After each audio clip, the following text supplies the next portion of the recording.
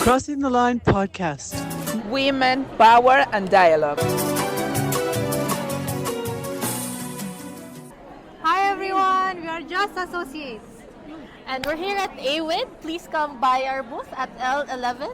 We're going live with our podcast, so stay tuned.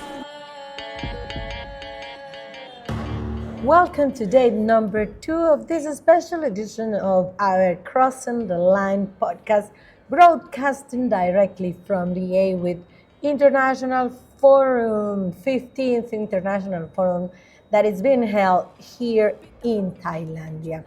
Today we're going to talk a little bit deeper on what we started talking yesterday. Yesterday we had a conversation along with Shireen Asaf, which is Executive Director, and we also heard Justine from the Southeast Asia team.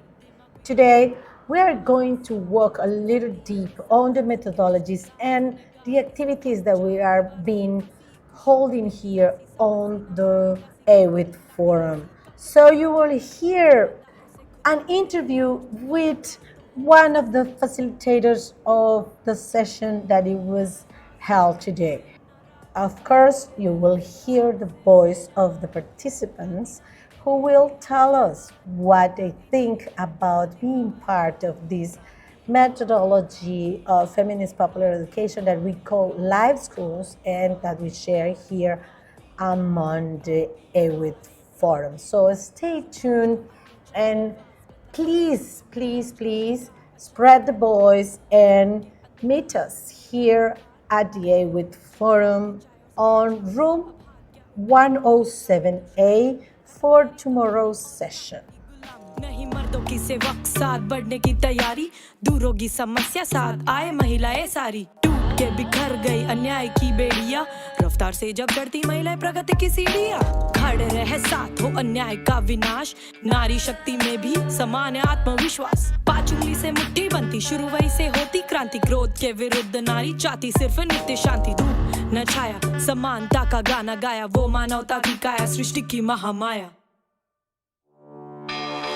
ना बस 9 से 5 दिन और रात काम करे दिल से काम सिर से शान क्रांति नारी देने आई हक समान क्रांति नारी है प्रकृति का वरदान क्रांति नारी क्रांति नारी क्रांति नारी क्रांति नारी क्रांति नारी क्रांति नारी क्रांति नारी क्रांति Entonces, a escucharnos entre nosotras, nosotres, a entender que no podíamos salvarnos solas, que había que también desmontar ideas y dinámicas de un activismo del sacrificio.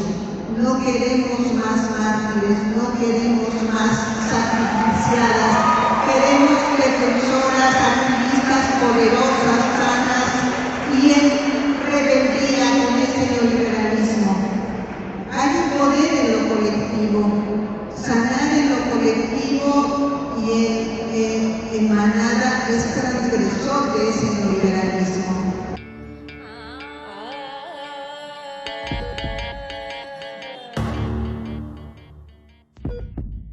The life school. So I think I would like to go back to school again. To learn and to see what people have to say about the current feminist movement and how we reimagine and rebuild it.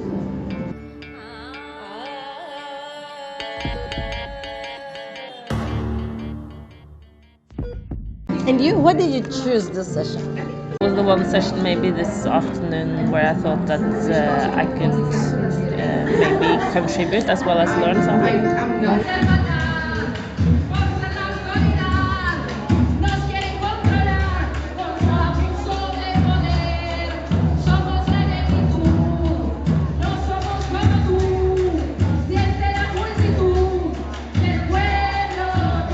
What are the things that you think you're taking out of the sessions that you've been?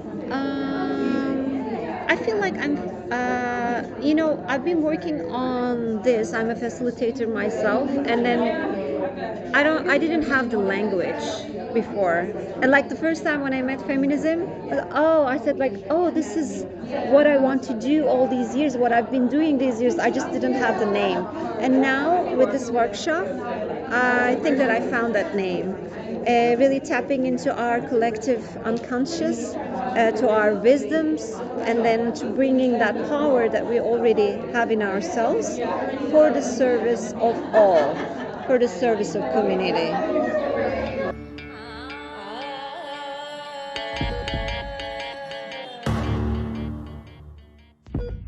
I do a lot of thinking with the left side of my brain, and for me, it was really difficult to get into the space to start with.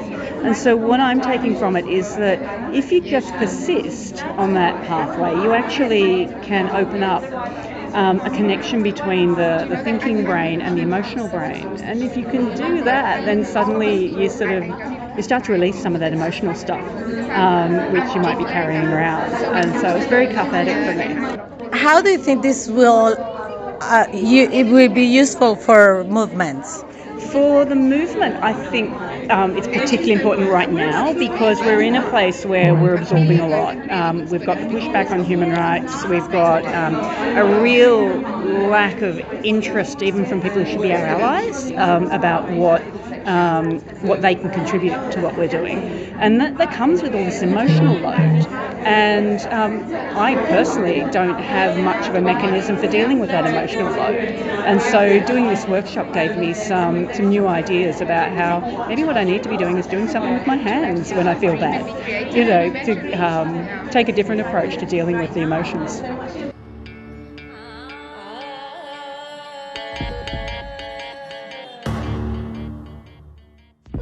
For day 2 of JASS's live school, the focus was on dreaming and imagining.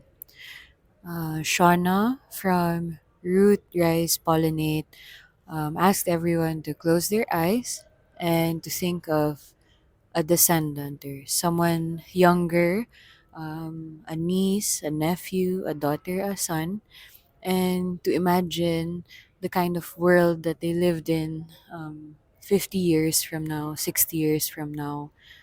What do we imagine for them? What do we want for them? There was a recognition that, of course, our struggles might still be ongoing for the next few years, and we may not even be able to see the fruits of our struggles. But if we could imagine and envision a world where we have won, what kind of world would it be? At first, there were some participants that really struggled to think about what it was that they could envision. I think that's very deliberate in our society, that our imagination is being curtailed, or we're not given the chance to imagine beyond what we have now.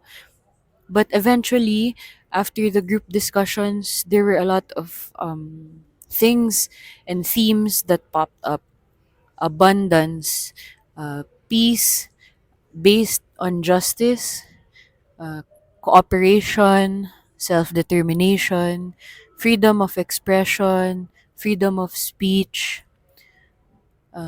harmony between humans and nature, sustainability, democracy, in the world that no longer pits us against each other, and where we cooperate and learn more about one another and respect one another.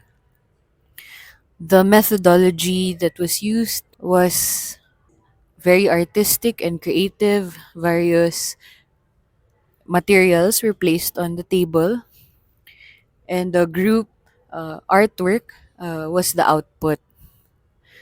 If there was one word or at least a phrase that I could describe for this activity, is that it is expansive. It has allowed many of our participants to look beyond and imagine beyond what we have now. And because of that, it is also hopeful. We are no longer in this stage of thinking of the challenging context, but we are now in this moment of envisioning and creating the world that we want. Hello, I am Alia from JASS Southeast Asia.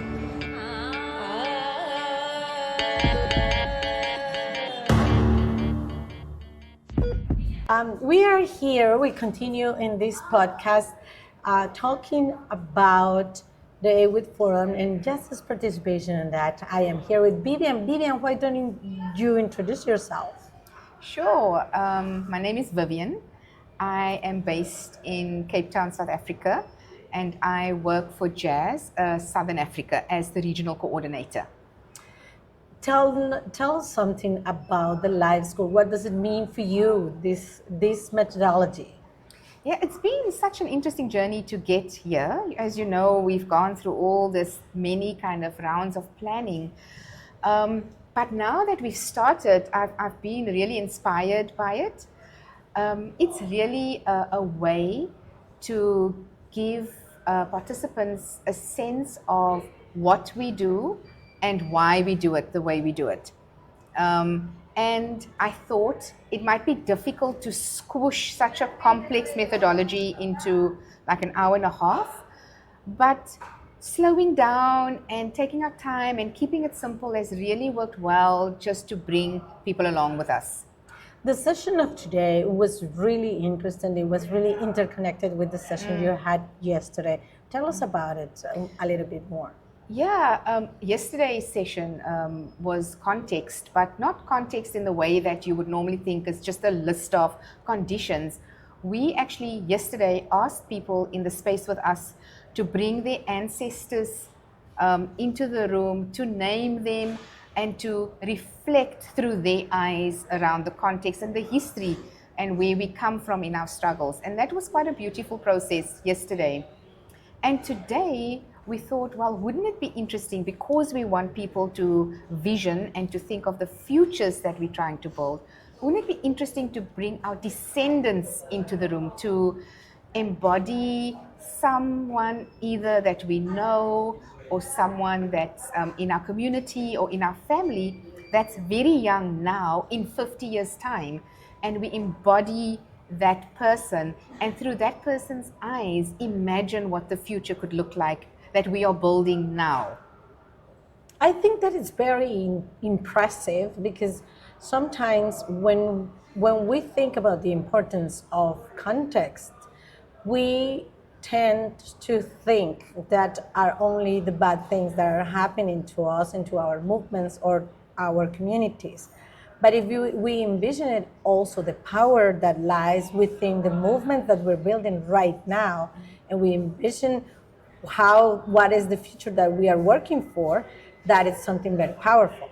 It was, and I think people experienced it, and as facilitators, and that's the other thing that I have really sort of just become clearer for me over the last 2 days as well, is that feminist popular education as a methodology, as the facilitators, we also receive so much from being in the space and participating, and the generosity of the participants that were in the space with us. We also learned just so much, and I think that is how JASS works and how we develop our methodology anyway, which is through our partnerships and our collaborations with others.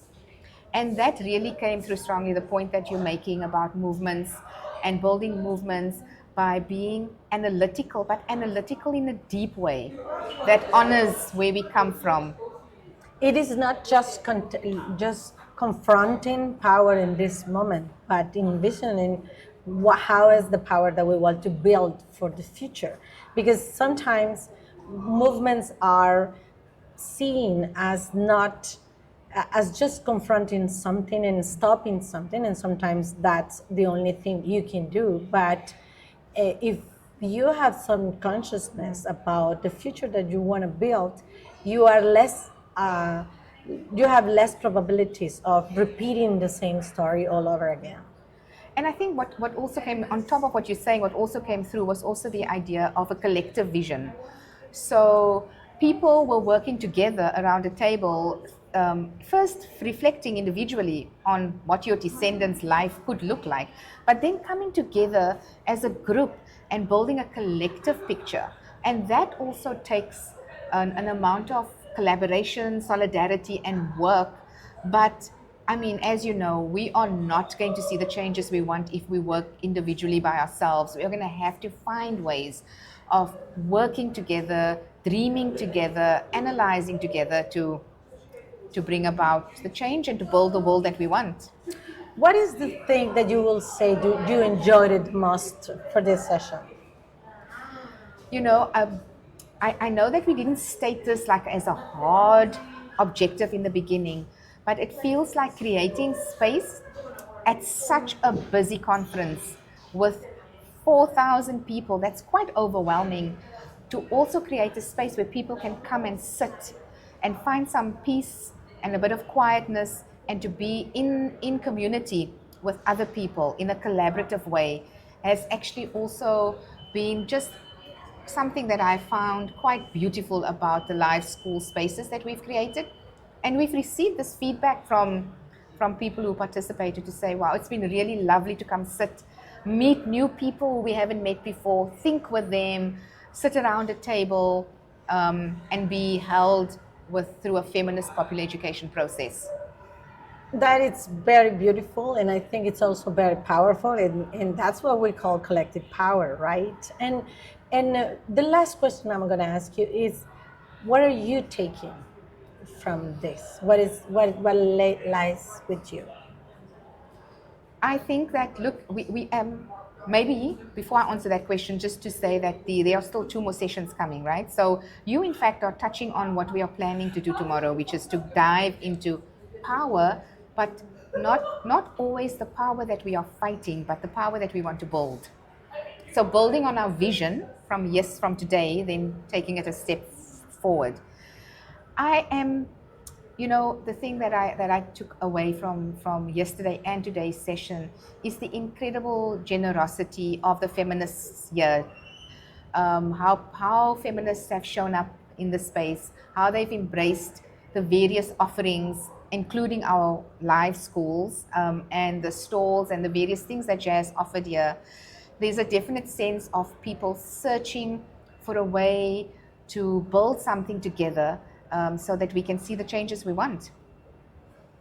That is fantastic, and I know I said it was the last question, but I do have one last question, because you have been working among all JASS about this is a team that have put together this live school for this conference in particular. It's a team from all the regions. Yeah. So I want to ask you about that, the feeling and the experience on that.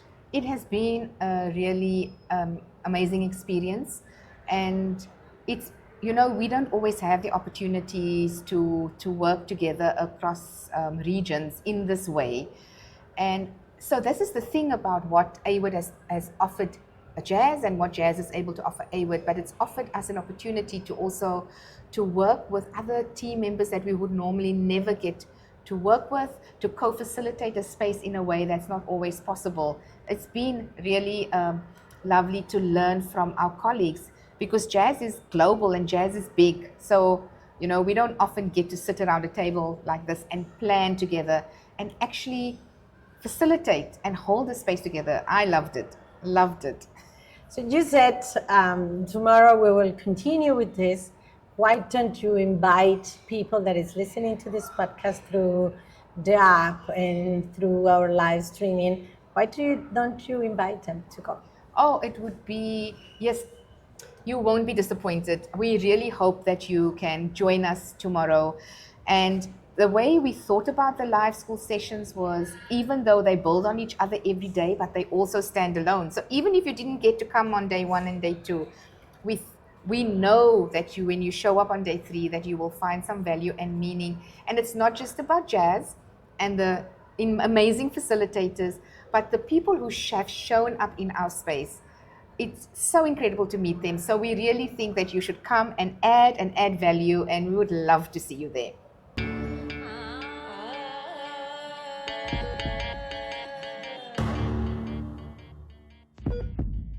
है राक्षस।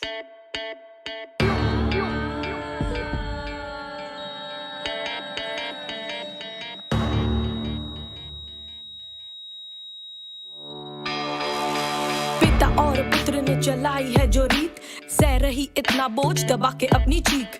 लगे थे हजार कांटे चुभे जो राह पर, इलाके में हुई प्रगति जब हुई सुशिक्षित। पर अमीरों के इमारतों में भी नहीं सुरक्षित महिला अभी, हर मुश्किल में वो डट के जब सोचें की घटिया पुरानी परिभक्षित। बड़ा अपना ज्ञान कर दिमाग विकसित, हुआ हादसा 5 में से 3 के साथ। खुद के रिश्तेदार गुनहगार इस्तीफा, 4 दीवारों में फंसी खुशियों को देती फांसी। साहसी ना कोई दासी गम को भुला के हंसी, कब तक ढूंढते रहेगा बंद आंखों से खुदा। तेरी लाज भूला होगा तो होगी सजा।